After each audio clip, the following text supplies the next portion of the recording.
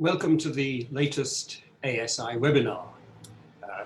This one takes a slightly different format in that we are interviewing Dr. Anton Howes, who first took a degree in war studies from King's College London, and then a PhD in political economy.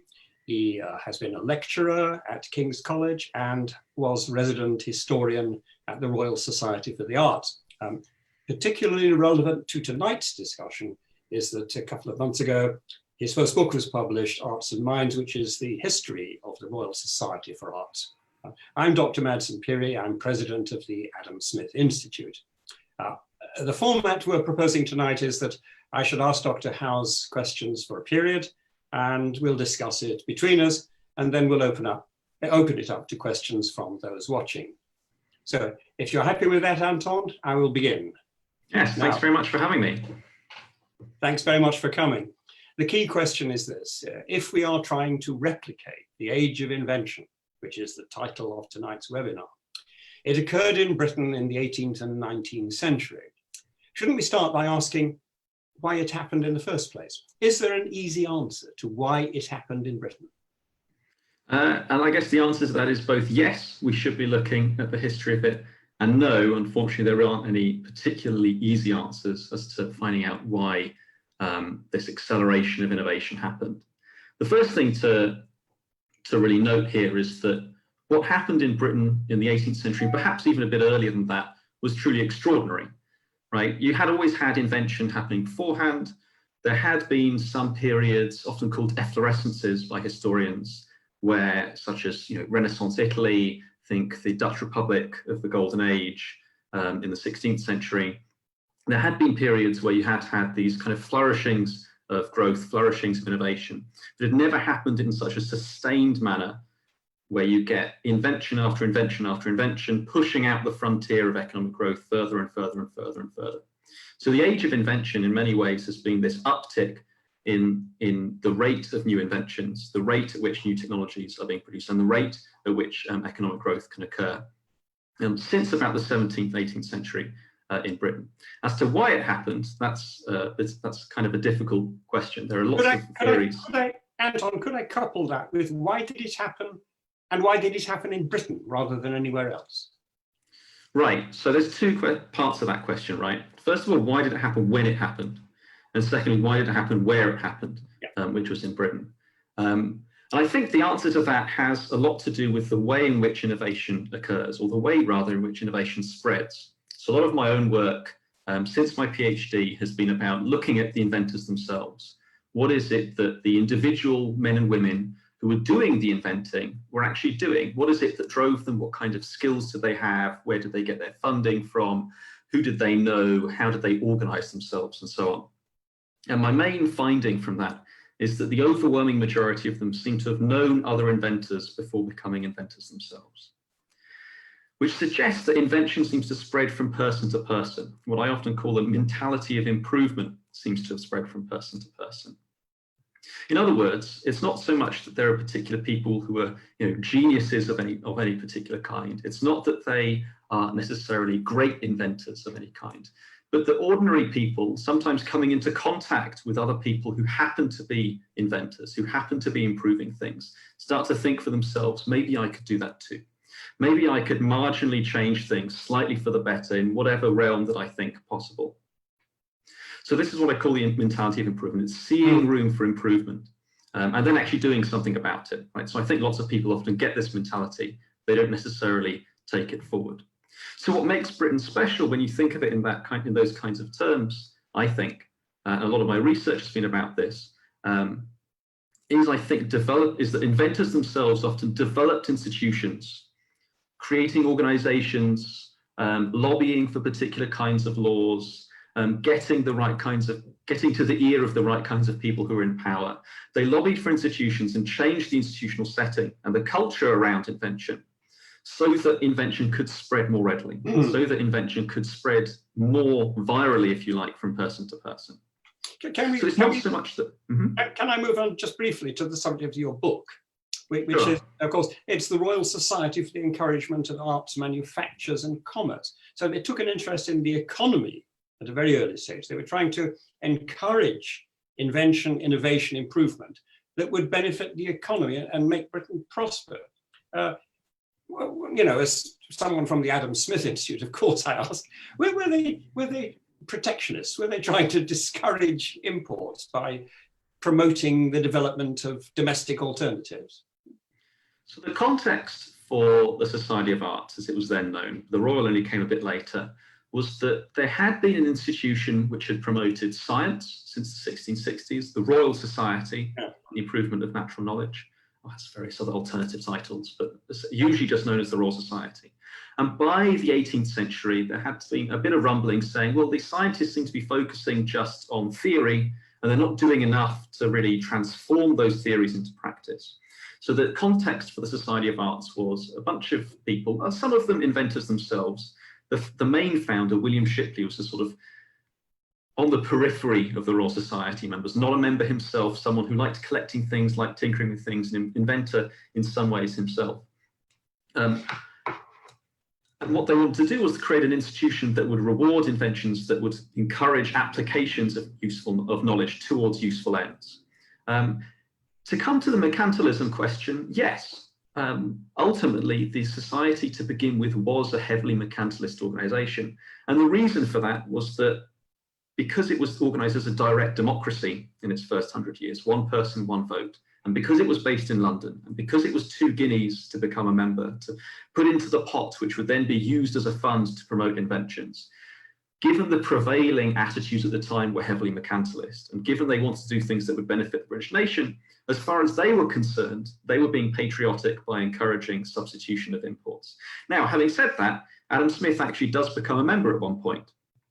It's one of the most remarkable societies in that I think it's the only group to have ever had Smith, Edmund Burke, and Karl Marx all as members at one time or another. They're not at the same time. I don't think Burke was quite at the same time as Smith. In fact, as far as I can tell, Smith becomes a member so that he can basically flog the wealth of nations to this group of predominantly people, who had this mercantilist framework. But having said that, at least, one of the things about it was that the society wasn't at that stage lobbying for changes to the law. It wasn't like it was trying to get tariffs put up to block imports that would then have this sort of infant industry argument where they would block things and they would hope that the rising prices would encourage domestic manufacturers to step in. Rather, although they had this mercantilist framework, this way of thinking, their attitude was not to change the law, but rather to simply encourage through funding, through prizes, what they called premiums or bounties for unsolicited ones, premiums for ones that they advertised, to replace imports.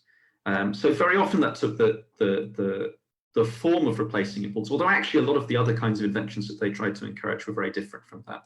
Safety improvements and so on. We don't have to embrace protectionism today, of course, although it is rumored that some people in the cabinet do. But is there a lesson we can learn from the way the society used prizes to focus the attention of investors? Yes, I think there are quite a few things here. So very often you see it framed as patents versus prizes, as though there has to be some kind of choice between the two, as though we could either have a patent system or we could either have a prize system. But in actual fact, one of the interesting things about the Society of Arts was that the members originally conceived of their prizes as being complementary to the patent system. So the way they did this was essentially by not allowing any of their prizes to be won by patentees. So if you happen to take out a patent for some kind of invention, if you had a patent for that invention, you couldn't then win a prize for that same invention, right? They wanted to only fund the sorts of things that would not otherwise have been done. Now, so as far as they were concerned, if there was incentive to patent something, it probably suggested it was profitable. These are alternative ways of providing incentives. Your financial reward either comes from exploiting your patent or from receiving a prize from the RSA, yes? Precisely. And so the effect of this was that even the ones where they weren't soliciting particular kinds of invention, so usually they would either have an advertisement where they'd say, we want, for example, hog's bristles cheaper than that imported from Russia, let's say, which was actually, I think that's a real one from the 1780s. Or they would just say, send us in anything you like that happens to be a useful invention, as long as it doesn't have a patent for it already. And as long as you promise when you get the prize that you won't then patent it either. And so the effect of this is that even the unsolicited inventions, the ones where they didn't advertise for them, are the kinds of inventions that weren't necessarily profitable in the sense that you could really make a quick buck off them, or where it may not have been worthwhile spending a lot of money trying to acquire a patent. But they were the sorts of inventions that were still worthwhile doing. So consumer safety improvements, often worker safety improvements, often things like systems of semaphore, which aren't necessarily a technique that you can patent, but they're still very useful. Yeah. Anton, can you give us a few examples of inventions that were, so to speak, encouraged by the society? Right. So an example would be, for a worker safety improvement, I think their most important one that they ever encouraged was what's called the scandoscope, which was a machine, or really just a device for cleaning chimneys. Oh. And the purpose of this was that at the turn of the 19th century, one of the big disgraces in London was the use of small children to climb up chimneys to go and clean them. And even in some particularly dangerous cases, to put out fires that were caused in the flue. So you'd send up a child with a damp rag and hope that they would put the thing out. Sometimes kids as young as 4 being abducted, sometimes from other towns, taken to the metropolis and then forced by the master sweeps to work. And so a lot of campaigners at the society, with another society called, in very 18th century typical fashion, the Society for Superseding the Necessity of Climbing Boys, which is the short version of the title, the snappy version. They decided one of the ways that they could get rid of this was to find a technological replacement, which was to put out a prize, a gold medal or a certain number of guineas, which could be essentially to just find some kind of machine that would put these kids out of their jobs, which succeeds. So around the turn of, I think it's 1802, 1803, George Smart, someone that very few people have heard of, but I think really deserves a lot of credit as a great inventor, comes up with the scandoscope, which is extremely simple. It's essentially like, you know how when you put a tent together and you have the poles with the cord running through the middle of them, and so you kind of snap them together. That's exactly how it worked. So you would, at the hearth, you would put up these sticks with the cord running through them until you got to the top. You'd then pull the cord, the brushes would open, and then you'd pull the whole thing down with all of the dust, and hopefully catch all that dust in the curtain that they provided. Extremely simple, but I think a really good example of the sort of thing that was well worthwhile having. And it was armed with the scandoscope. These campaigners were eventually able to push for laws that would outlaw the use of children as chimney sweeps. But again, probably wouldn't have been patentable. If they had patented it, we just wouldn't have made a profit. Did the society have a role in saving the lives of shipwrecked sailors? Yeah, I seem to remember reading in your book that, you know, the harpoon gun that fires the safety line, you know, to rescue those shipwrecked near the shore. The society put up money for that? Yeah, so that's another example. So there was mortars that would fire from ship to shore, and then a few years later, another one that would fire from shore to ship. There was Henry Greathead's lifeboat design, or the unsubmergible boat, as he and others would call it. You had improvements to Humphrey Davy's safety lamp to make it even safer, although he actually wasn't quite pleased with them, thinking that his one was imperfect.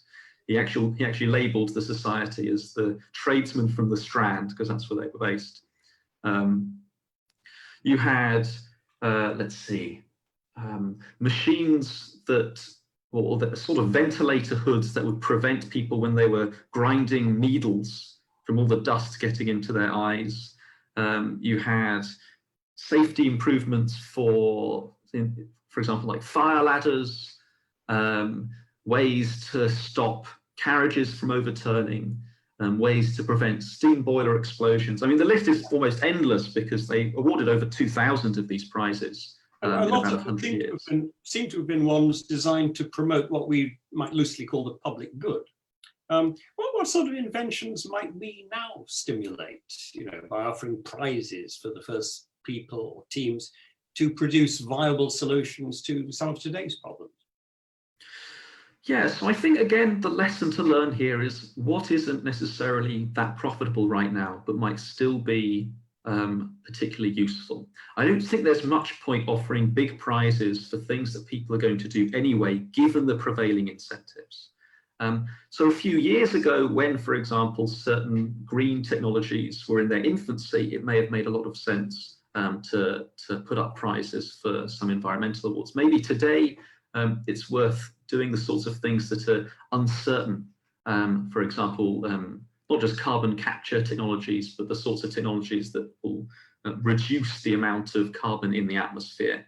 So I know there's some really interesting research that's going on to do with using the crashing of waves so that you can start storing carbons directly from the atmosphere into the rock. So those are the sorts of things that I think are worthy of prizes, the sort of thing where maybe it's not really going to get that many investors, maybe you couldn't even make that much money from it, but in the end, having that bit of extra cash going towards it will do an awful lot of good for the public good. What about doing it for the honour? Because the society actually, in addition to offering its premiums, it gave out medals, and some people did it just for the sheer honour, you know, the social prestige of being esteemed by their peer group. Would that work today in the same way? I think so, and I think this is one of those interesting cases where we focus so much on the cash, or we focus so much on the money that we've almost forgotten that actually a lot of inventors, a lot of entrepreneurs in general, don't really do it for the money. In fact, they probably do it because they don't have a kind of easy relationship with money. They actually want to do it for the public good. They want to make an impact.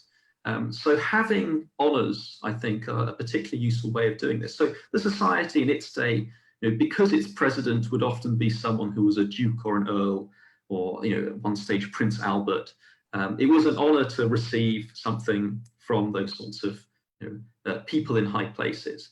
Nowadays, I guess people aren't so obsessed with receiving honours of that kind. Maybe if you were to do it today, you would have to do it directly from royalty, a sort of you would maybe have to have a special order for inventors alongside OBEs, CBEs, and MBEs, and so on. Interesting. Especially considering, you know, those are often given to inventors for their non-invention work. They're often given for charity.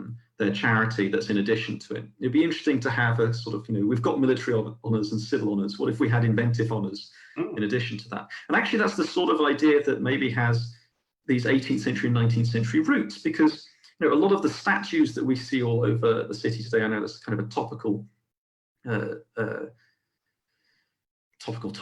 subject. A lot of the ones of inventors and scientists were put up in the first place by other inventors and scientists who wanted to make invention and science a much more high profile, high prestige thing. Right? It's often from these people that you get, for example, a statue of Gutenberg, or a statue for the printing press, or statues of Isambard, King of Brunel, or statues of James Watt, and making sure that they're given the same honours that people were often giving to merchants and generals and so on. Well, obviously, we at the ASI are now urging that when we come out of the pandemic, we should make life easier and more attractive for entrepreneurs. Are there lessons to be learned from the past as to how we might set about that?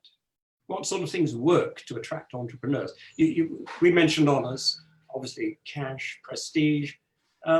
Is there some, you know, what's the term, formula we might do? Obviously, a regulation springs to mind, make it easier so they don't have to complete 45 pages for every single step they take, yes. Maybe tax incentives, perhaps. Certainly royal accolades, you know, an annual awards ceremony for entrepreneurs as well as inventors. What do you think? I think all of those have some merit to them. I mean, the main thing to bear in mind about Britain throughout that whole period, so from the 16th century right through to the 19th century, is in a way it was quite paranoid. And I think that paranoia is often quite useful. So whenever an institution was created in another country that promoted invention, British inventors or policymakers could be persuaded, or inventors would often persuade policymakers by pointing abroad to say, we need to adopt this too so that we can remain competitive. So in the 16th century, this is the Casa de Contratación in Spain, which was the training hub for all of the navigators who are going to the New World. Now, they don't replicate that exactly in Britain the same way as they did in Spain, but they try to come up with ways in which they can achieve the same ends, which within a few decades, you suddenly get British navigators actually, or English navigators at the time, being actually quite good at things rather than just hugging the coastline as they had used to do before the 1540s, most of them. Similarly, in the 18th century, the Royal Society is set up in the 1660s, but it's not the first. In many ways, it's copying an Italian model, a much more short-lived society, which few people have heard of, but for them was extremely impressive. The same with the Society of Arts, the subject of my book, right? There are actually two French precursors. It's also heavily modeled, which were very short-lived. It's also heavily modeled on the Dublin Society, which still exists as the Royal Dublin Society. Its whole premium system was modeled on the one that they adopted at one point. And even in some ways, perhaps anticipated by what used to be the Scottish Society of Improvers, another short-lived one, which was aimed at getting Scotland to catch up post-Union with England. But also later as well, this paranoia persists right into the 19th century, and I think is extremely useful. The Great Exhibition of 1851, which the Society of Arts was behind, is in many ways copying the French exhibitions of national industry, which Napoleon had set up in the first place to try and catch up with Britain in terms of mechanics. So sometimes you see this competitive nature between these different countries, and I think Britain was just especially good, or rather its inventors were very good at lobbying once they saw models abroad to try and get them replicated back home. And I think we should be doing something very similar today. We should be very aware of what's going in other countries, and whenever whenever another country comes up with a way to promote invention, we should be picking the best as immediately as possible in terms of policy, in terms of institution. I think you remind me, in my youth, I think the American space program received its biggest kick up from the missile gap. Oh, the Soviets are getting ahead, we must catch up. It sounds like a very similar thing. We can't let other countries get ahead of it. Look, when we come out of this pandemic, we're looking, if we can, to encourage the development of game-changing technologies.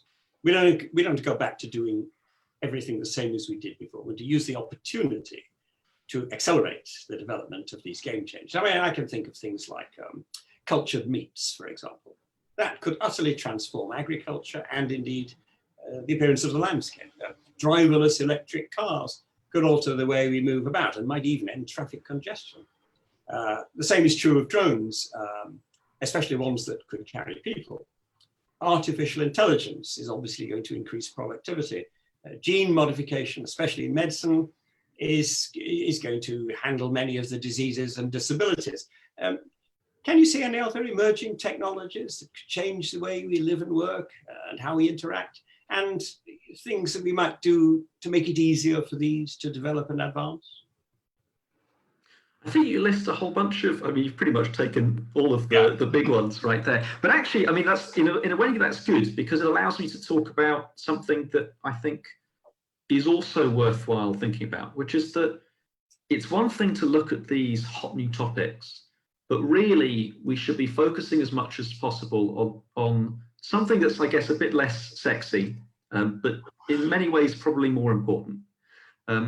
Firstly, it's that we should be looking to improve everything and anything all the time, right? So if it's just something as boring as how quickly you get your coffee in the morning, or how does your dishwasher work, or how quickly does your shower get hotter, even these small things, right? The Industrial Revolution is really about all of these minor accumulations, these tiny tweaks, these tiny ways in which things got slightly better.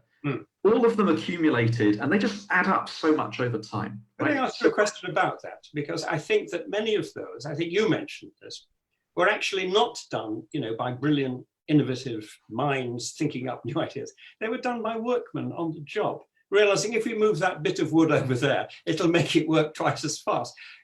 Am I correct in that? Yeah, and I think, most of the, so it's one thing to say, when we make that point, I think it's worth also pointing out that a lot of the people who would make those tweaks would also tweak other things as well, right? So it's not just that you have these people doing some learning by doing, and getting slightly better at the job as they get more used to it.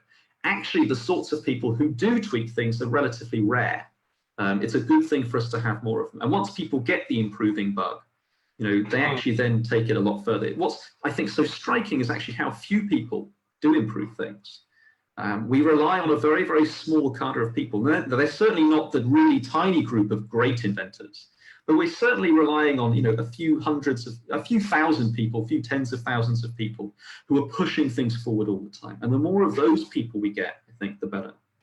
So that's one thing. We should be looking at marginal improvement to the boring stuff. Yeah. Right.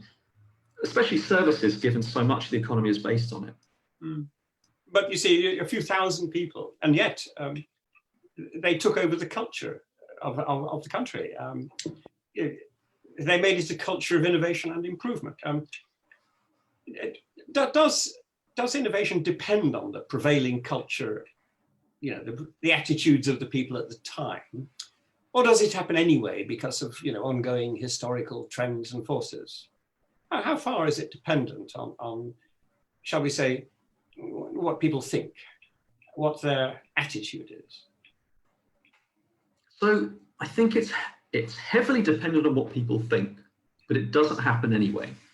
And I think the things that people think, the kinds of prestige, the kind of a culture of invention, I think, only happens through lobbying by inventors themselves, right? So one of the main findings of my work that keeps coming up again and again and again and again is that inventors can't just exist in a vacuum and be let alone to do their tinkering and hope that everything will be fine.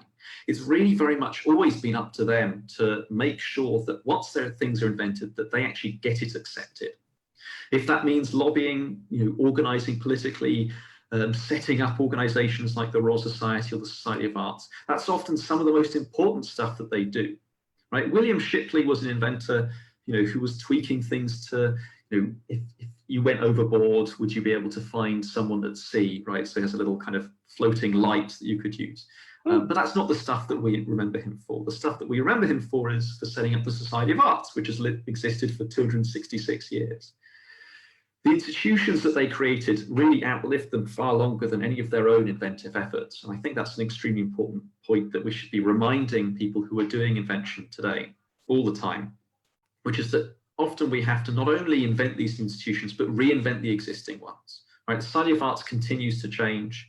The Royal Society continues to change. But every few generations, and maybe even more rapidly than that, you have to start coming up with new ones. There's a reason that the Royal Institution, which is a science promoting organization, was set up in the 1790s, despite the fact you already had the Royal Society and the Society of Arts. It's because there's always a bit of dissatisfaction with the status quo. And I think pushing that out there and coming up with these new institutional models all the time is absolutely vital. I'm particularly in favor of prizes. Now, some people favor grants and subsidies as a means of promoting innovation and invention. The reason I like prizes is you only give money to the winner. You see, you can put up a prize of £1 million and have 24 teams vying to win it. You only have to give the money to the ones that actually deliver the goods. Whereas with grants and subsidies, you're scattering money out, some of which falls upon stony ground and doesn't actually yield any worthwhile products in innovations. Do you agree that there's a great advantage to prizes and medals in motivating teams, so to speak, to try and raise the money themselves to do it, or to do it with their own money in search of the honour and reward? If you're searching for the most cost-effective way to do things, to get the most bang for your buck, I think that's spot on, right? This was actually what William Shipley, when he sets up the Society of Arts, had in mind. Apparently, the way in which he was inspired to come up with the organization was that he noticed horse fairs. So he lived in Northampton for a while, took part in the Literary and Philosophical Society there, but was amazed at the size of the horse industry. That you had horses being imported to Britain from Arabia, from Persia, from all over, from North Africa. You had all of this work going into developing bloodlines and getting them extremely advanced and getting the fastest horses and so on. And when he inquired into how it is that this industry had flourished, the answer he kept on getting was that people wanted to win these plates for the local races. And so we thought, okay, so for these tiny amounts of money, I mean, the plate itself doesn't cost that much. And for the small cash prizes associated with it, this industry was promoted to such an extent from just these few seeds of gold, if you like, that maybe we could start applying that to everything, not just to the breeding of horses, but to anything that we particularly want, opening of new trades, inventing of new inventions, improving of manufactures, improvement of arts and fine arts as well. Perhaps we could use prizes in that very value for money kind of way. So to that extent, I agree. On the other hand, I do think there's still value in having grants and subsidies of various kinds. Now, where they come from is another matter. How they're organised is also a significant matter. But I think it's when it comes to innovation, because innovation often has these increasing returns if we can improve it, I think it's always worth just throwing everything in the bar, and including the kitchen sink, at making innovation go faster, right? Because we essentially always benefit from it. Even from the failed attempts, we can often learn what doesn't work so as not to repeat those things. Yes, someone has just sent in a question, which is, are prizes not the epitome of picking winners? I'd have thought that they're the reverse of picking winners.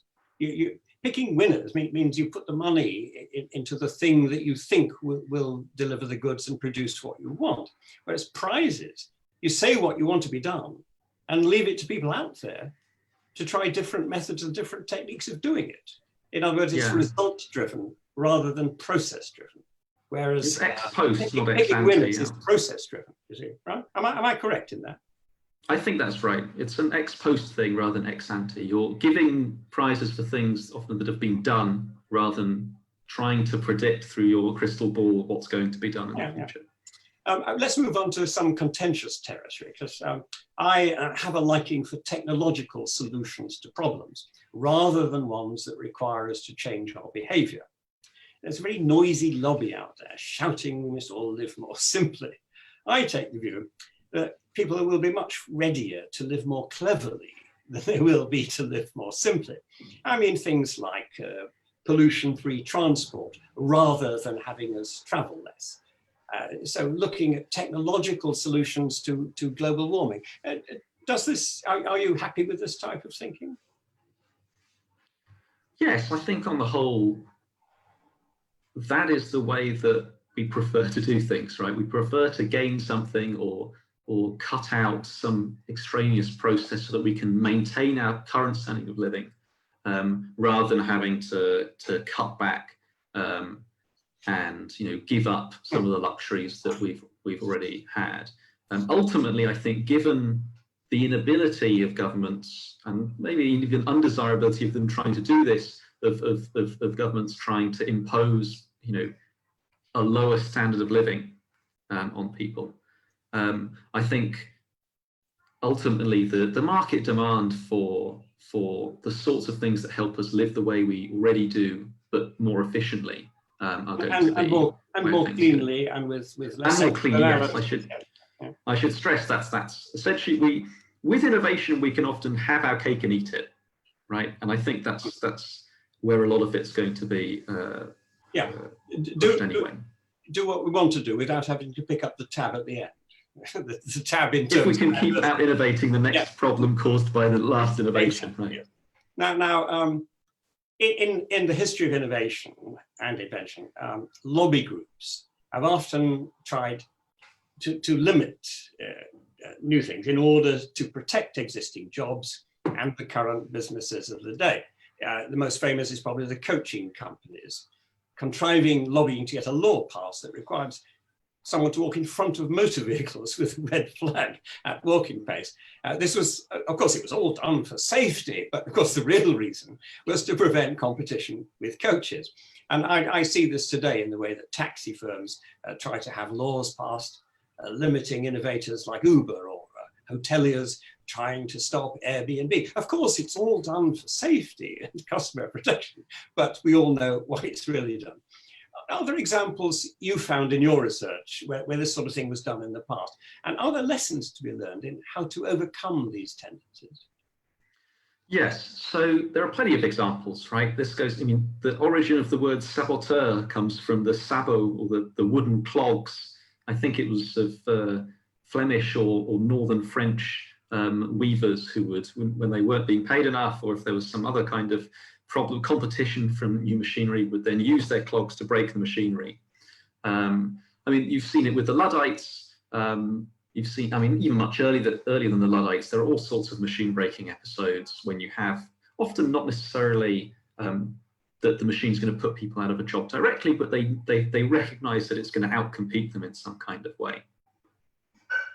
The thing about this, though, is that I think when it's often, I mean, actually another great example would be when steam carriages started to get onto the road. Sometimes people from the old carriage companies would literally try to get these things to explode and hopefully for them injure someone by throwing rocks at them or putting rocks in the way and that sort of thing. I think the way to deal with this, and I think the lesson here, is that when you invent something, it helps to get ahead of things when it comes to regulation. So an example of this would be steamboats. So when steamboats were still in their infancy, I think it's in the 1810s, there's this big boiler explosion near Norwich. And upon hearing of this boiler explosion, a whole bunch of engineers, many of whom organized amongst themselves but weren't really involved in these steamboat engines, immediately rushed to the site. They contact the local MP. They say, look, we need to have an inquiry into why this thing exploded. And because they're the ones who asked for it in the first place, who said something must be done about this, when it came to the consultation process, when it came to them having a committee that would sit and work these things out, nearly all of the expert witnesses were themselves the engineers who had rushed to them in the first place, right? They took control of the narrative there. And as a result of it, they were able to make sure that that committee would find, rightly, in this particular case, this isn't a nefarious thing going on here, but rightly find that if they only had a few better steam valves, if they made sure that it was made of particular materials and other materials, that you would be able to avoid those sorts of explosions happening in the future. Right, so in that particular way, they used their expertise, really leveraged their expertise to make sure that when lawmaking took place, it was of a much more technical kind and a much less emotive kind, right? They pushed the government in the way of making, or Parliament in this case, in the way of making sure that when you have those sorts of explosions, that it was very much something that could be fixed through other technology, rather than being a case of steamboats being entirely banned, right? This was an infant technology that has these huge long-term, decades-long, centuries-long effects on the world, mostly, I would say, for the good. Right, we've got quite a few questions. We're going to open it up to general questions now from those watching. We've got quite a few questions about patents. Eamon Butler points out that quite a few libertarians think that patents are a bad idea because they restrict the spread of knowledge, which of course Hayek thinks is one of the most important things. What's your view on patents, Anton? Do you think on the whole they're a good thing, that they promote and incentivize people? Or are they bad because they restrict? So I think that's actually the wrong debate to have on patents. The interesting thing about patents, and this is again one of those institutional changes that comes from inventors themselves, seemingly, in the 1720s, without there ever even actually being a change to the law around patents, is that increasingly the attorney generals or solicitor generals, when they're approving patents, they start saying you need to provide a written or a drawn specification of what exactly you're getting patented.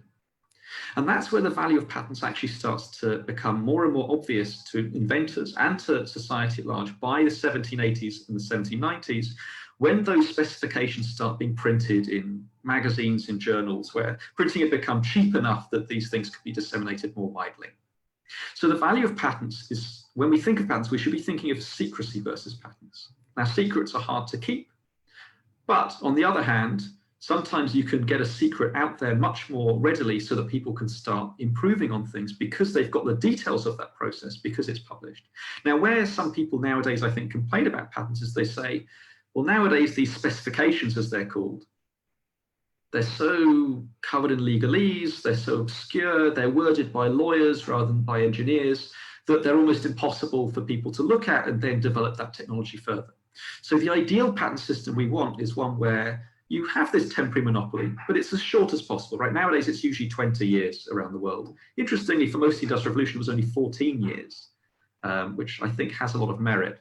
Before then, sometimes you had 14 to 21 years. Given it's so much faster, I think, to bring a technology to market, with the exception of pharmaceuticals, which seems to have all sorts of other issues that I think are special to that industry. I think there's probably a case for shortening that duration from 20 years to something a bit shorter. On the other hand, nearly every change to the patent system has come from inventors, right? It's often come from particular groups of inventors, sure. But when you've had those debates, I think it's well worth looking back at the historical debates and working them out. But again, the thing we need to be focusing on is the fact that patents incentivize people to reveal their secrets to the world so that people can then improve upon their inventions immediately and further. We've got a question from Elaine Sternberg, who says, the spirit of improvement in everyday things is often confronted by resistance in the form of inertia. The difficulty is not so much identifying improvements, but getting them allowed by entrenched interests. They resist changes that would harm their interests. Any suggestions for overcoming the resistance? One occurs to me immediately, which is buy them off. Give them money because they stand to lose if the innovation becomes general of benefit to society. But do recognize that these people with entrenched interests have got lobbying power. And if you buy them off with some kind of one-off compensation, then you can get that thing introduced and spread, which is of general improvement. Any thoughts on that, Anton?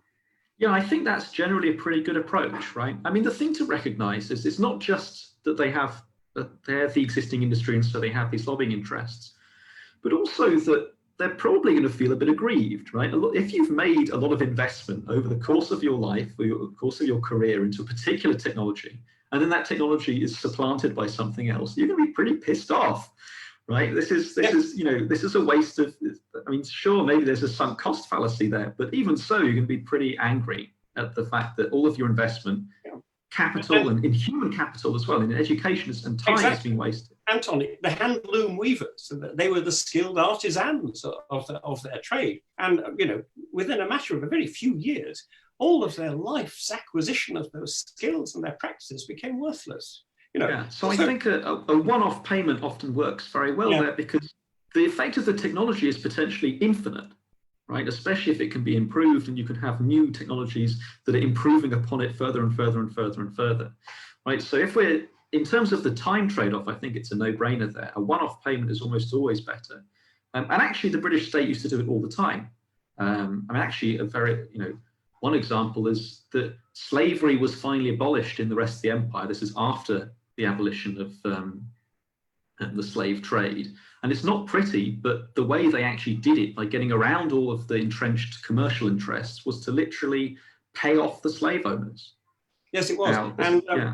It's reckoned that Britain paying, I think, something like 20 million, rather than having a 4-year civil war and 600,000 dead, did it in, shall we say, a rather more comfortable way. And not just that, but shortened the fact that you wouldn't have all these people persisting in slavery for generations, potentially longer. You probably wouldn't have got it through Parliament without compensation. Anyway, we've got a question from Ian Orr. He says, the COVID-19 saga has exposed many known unknowns about how to identify and deal with highly infectious new diseases. And he asks, can Dr. Howes and Dr. Pirie suggest medical problems ripe for provoking invention and innovation? I can think of one straight away, which is obesity. Can we do something, some innovative, some inventive medical technique for dealing with obesity that doesn't require people to restrain themselves?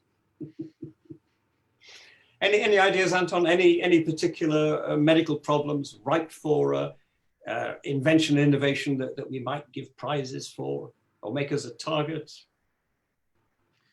I'm not sure in terms of identifying, or as we were discussing earlier, picking winners in this. I mentioned pharmaceuticals as being a weird case when it comes to patents.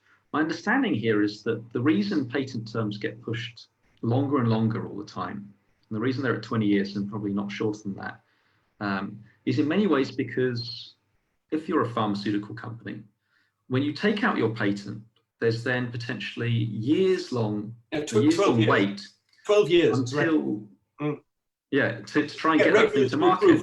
To get so in terms of the actual to get regulatory approval, which means that because you've only got 8 years to make money. Exactly. Before your patent expires. Yeah. So although it's 20 years for every other kind of invention, it's 8 years for some kind of medicine.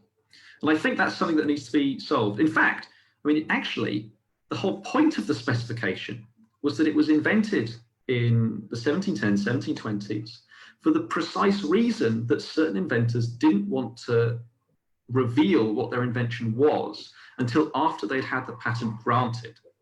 Right, so the specification was that they would get the monopoly on the thing, which they could then, they'd keep it secret. But then the idea was that they would only get that monopoly confirmed, or that they basically would invalidate it if they failed to hand in the details to specify, in specification, what that invention was. And it's weird that we've kind of made specifications this rote thing that you just kind of give the details straight away. But actually, originally, it was about solving that particular problem. So interestingly, there's potentially a case where history could inform what kind of changes we need there. Okay, Rob Harrison has just written in a correction here. He says, for pharmaceuticals, there is also the 5-year extension term to patents called supplementary protection certificates to overcome the delay in approval of pharmaceuticals. So in fact, in some cases, it can be 25 years instead of 20. We both stand corrected on that. So, it's a complicated, there's lots of kind of back and forth in different ways when it comes to pharmaceuticals. We've got a very good question sent in anonymously. Inventing things is just the start. How do we ensure that innovations are built into big profitable companies in the UK? In other words, this is, I think Tim Worstel always makes the distinction between the invention and the innovation. How do we make sure that the innovation gets, so to speak, brought to market? That is, made into something that it's worthwhile doing on a large scale to benefit society. How do we do that? I actually don't like this distinction of invention versus innovation. It's something that's very current in the economics literature, but I think stands at odds. I know people like Matt Ridley have been popularizing the distinction as well, but I think it stands at odds with what how most people actually use the term. Yeah, I agree with you. We actually use the terms interchangeably. I think that's perfectly fine. Yeah, I'm with you. Yeah. In fact, innovation is better than invention in some ways nowadays, because when I say invention, you probably think of a machine. If I say innovation, you can include, maybe we should the use beauty of a product, design in addition to services and so on in that. Suppose we call it commercialization. How can we make it easy for inventions to become commercialized? That is, to be made into, to be done by companies that make profit and spread them widely. Is there anything we can do that encourages that process, I wonder? Obviously, regulation springs at once to mind, as it does with everything.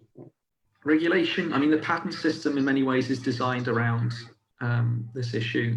I'm not sure if there's much you can do to help in a direct sense. I mean, if anything, we're already lucky enough to live in a period of history where money is so available for so many different inventions, failed or otherwise, to a much greater extent than at any other period in history. Interest rates are so low compared to the 5 or 6% or higher that people during the Industrial Revolution were having to deal with. That in terms of getting the money to commercialize things, I think that's relatively straightforward. Where I think there is an issue, however, is that we don't tend to think of ourselves as inventors when we're not just sitting in a garden shed doing some tinkering, and we should be. An inventor is an improver. If you're someone who finds a slightly faster way of getting, bananas from one country to another, that's an improvement. That is an invention. If you're someone who reorganizes, the logistical network to achieve that, again, you're an improver. Right? If you're someone who even just finds a faster way to get to work so that you can save some money and do some extra, either work longer or have more leisure, that is also an improvement. And I think that's something that we need in a culture across businesses. And on the classic example is, of course, the container. It is just a box. I mean, the person didn't sort of invent the container. They thought of using boxes to transport goods long distance on ships. And that has utterly transformed the world's economy and increased the economic growth of every country that's used containers. It's a classic example. But again, you have to think of that as an invention, even though it's just no one invented the box. Well, at least the person who did is lost in the mist of time. We've got a question from John McNulty. He says, throughout history, poverty is the normal or has been the normal condition of humans. Advances that permit this norm to be exceeded, here and there, now and then, are the work of an extremely small minority, as you said, in Britain, maybe a few thousand. Frequently despised, he says, often overlooked, condemned, and almost always opposed by what right-thinking people. He's actually quoting the science fiction writer Robert Heinlein, by the way, when he asks that. Status. Deirdre McCloskey, thinks that the big difference for the Industrial Revolution happening in Britain when it did was that it acquired status to do this. You no longer had to practice, war and hunting sports in order to win acclamation. You could now do trade, commerce, manufacture, and invention. How important do you think that was? I think very important.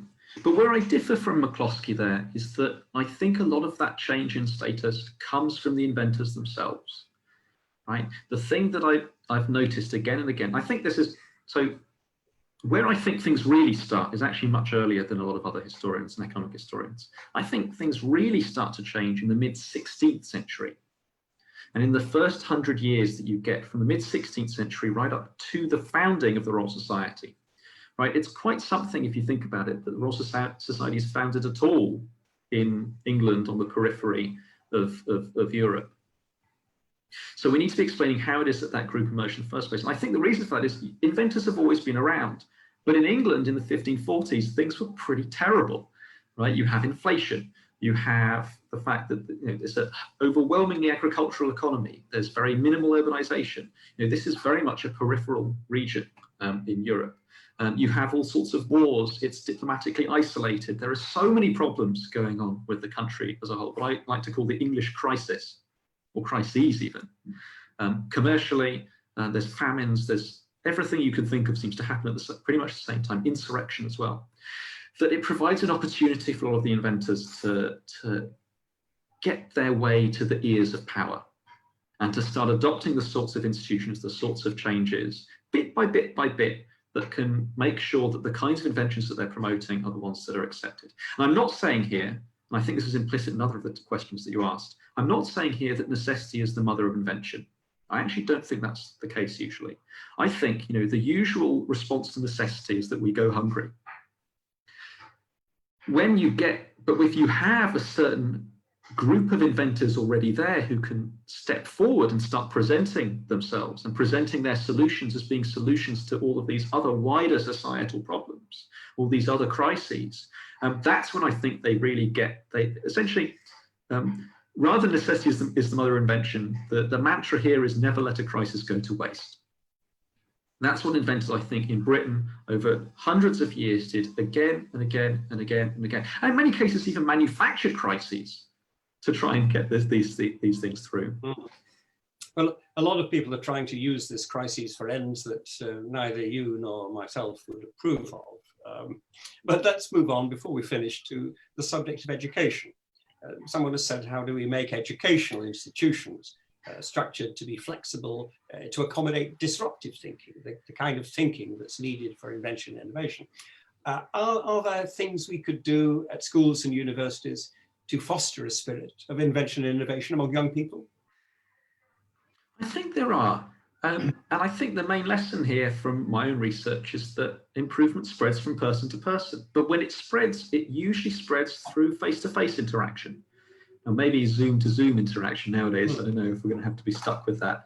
But I think it's through emulation that you get invention spreading. It's when you see someone improving things and you think, maybe I could have done it better that way as well, that you get these changes. And And so I think if you have inventors, for example, going into schools or going into universities and showing kids what it is that they're actually doing and how they're doing things, I think we would get a much greater likelihood of invention spreading between these people. You know, a lot of the inventors that I study over the course of my research, they only became an inventor because they happened to sometimes live just down the road from a retired, very famous inventor who by that stage had been pretty much forgotten. You've got like people like John Rennie being inspired by Andrew Mackall, who just happened to live, in the shed down the road. The logic of that is we should be pushing inventors into schools. We should be putting them on tours of schools so that school kids can come into face-to-face contact with real inventors and be inspired by them. I think face-to-face contact, I think apprenticeship schemes potentially putting, not just bringing inventors to schools, but putting school kids in front of inventors in many ways, or putting them in settings where they work in innovative settings with a lot of inventors. And again, not just, we shouldn't think of inventors as just being people tinkering with things in terms of machinery, as engineers. We should be looking at people who are just daily improving things, tinkering with things, pushing the margin out bit by bit by bit. Now we've got a question here from Ehsan Al-Qaeda or Al-Qaeda. I would not know how to pronounce that, but it's how can today's financial institutions better enable invention? And it's an interesting question because I remember, and this I'm quoting memory so that my figures might not be right, about 3 or 4 years ago, someone pointed out that in America, the finance for entrepreneurs, new startup businesses, 80% of it doesn't come from banks. It comes from family, it comes from friends, it comes, informal sources. In Europe, it's the other way around. It's 80% from banks and 20% from informal sources. I found that absolutely a fascinating example of the difference, which is why America is more entrepreneurial and inventive, and has been, than Europe is. And that might be one of the keys to it. So how can today's financial institutions enable invention? Well, I would say give some kind of incentive to the informal finance. That is, make it worthwhile for people, or perhaps less risky for people, to put up money for this sort of thing. Tax deductibility strikes me as being, I always think that's always my first move. Make it tax deductible and you make it more worthwhile for people to do it. Any thoughts on that, Anton? Yeah, well, I know one of the ways in which... What's that, sorry? The finance of entrepreneurship. Yeah, I mean, I feel like I addressed it a little in one of the earlier answers, but I think, maybe tax deductibility is part of it. Certainly, I know Britain has already been trying to stay competitive by making sure that, when the company offers stock options, that if it's trying to attract people from abroad, that, given Britain can't always compete with America when it comes to wages, it can potentially compete on other kinds of remuneration. I mean, in one way, maybe it's a good thing that so much of the startup capital comes from banks in Europe, because potentially that's showing that they're actually working better than they are in the US. I'd have to look into the details to look specifically at what's going on there. But certainly during the Industrial Revolution, a lot of the funding seems to just come from reinvested profits from other trades. Arkwright being a barber and wig maker, and then using some of the reinvested profits to help get his mills started. Matthew Boulton and James Watt. Boulton got a lot of his startup capital from marrying well, frankly. I think he was meant to marry with the sister and ended up going for the younger sister, but I guess the dowry must have been still pretty significant. A lot of the time it's coming from these personal sources, neighbours as well. And, perhaps this is also where there's maybe a hidden side to organisations like the Society of Arts, in that simply by going to the meetings, you're coming into contact with a lot of other inventors, a lot of other people who maybe know how to access that capital that they had accessed as well. I suspect in many cases, inventors may be more willing to give money to other inventors. And that's actually something you often saw, was that sometimes a very innovative person, because of their love of innovation, their love of new technologies, would start giving money to a newbie, essentially, who's also kind of coming into the either a similar field or just a field that they're excited about. I mean, look at Musk or Thiel or the Collison brothers, and look at all of the kind of funding they pour into other technologies that they're just not involved with, but which they just want to happen because they love technology. And isn't there possibly, we're coming into the last minute now, Anton, so I'm going to invite you to sum up in a moment and give your final thoughts on it. But it just, what you're saying about the Royal Society with inventors meeting face to face, wouldn't it be a good idea if potential angels, that is investors, were also present and met up with the inventors and entrepreneurs? So, informal arrangements would be made on the spot, so to speak, through personal contact. Now, look, we're in the last minute. Anton, your final thoughts on replicating the age of invention. We want to do it again when we come out of this. We want the British economy to be a world beater, to be a trailblazer, to do the new stuff and to make it easier and exciting and rewarding for that to happen. What do we do? I'll come back to my earlier answer, which is we should be paranoid. We should be as paranoid as possible, and we should be doing everything to copy what other countries are doing well when it comes to invention innovation. Whatever institutional reform they've done, whatever new policy they've done, we should be looking at those and first of all thinking, what can we do that makes us the best in the world? And then, having done that, we should start to perfect things still further, right? Britain's reputation traditionally was not that it was the place where things were invented, but the place where things were perfected. So you could have a French invention, and in Britain is the place where it would be improved and commercialized and reach a mass market. I think Tom Lehrer got there before you, Anton.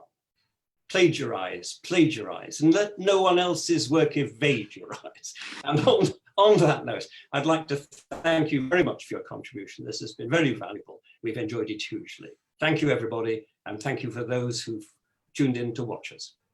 Tune in for the next ASI webinar. Bye, everybody.